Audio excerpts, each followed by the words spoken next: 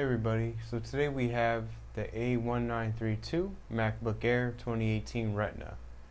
And in this video I'm just going to be showing you just a little quick overview what's going on with it.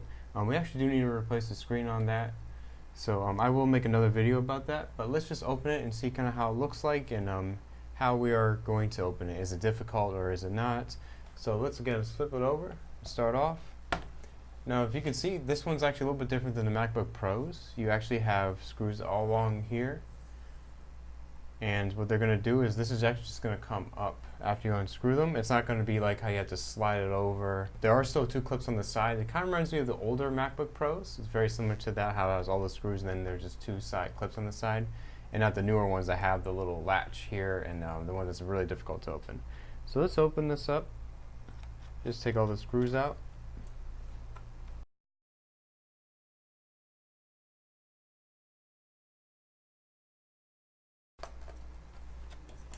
Alright, once you get the screws out, you're just going to have the little clips on the side on each one here. You can hear that little pop. Let's flip it over and do the same thing over here. So, and the same thing over here. Very easy to open, unlike the newer MacBook Pros. So that's it. Okay. So we can put that to the side now. We don't really need that for a while. So here it is. This is kind of what it looks like. There's the trackpad, there's the battery.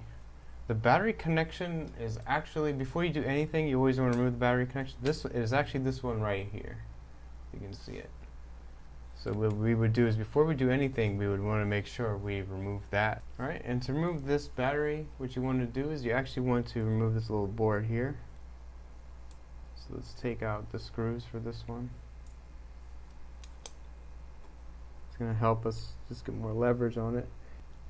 So just push down.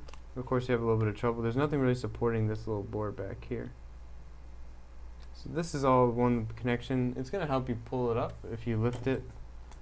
There we go. We popped it out. We popped the battery out. Okay? So now we can just take kind of a look. You can see. So here's the headphone jack. It looks like it's a separate port there. You can see there's a little bit of liquid damage actually from this one. And then here's kind of the fan, the singular fan.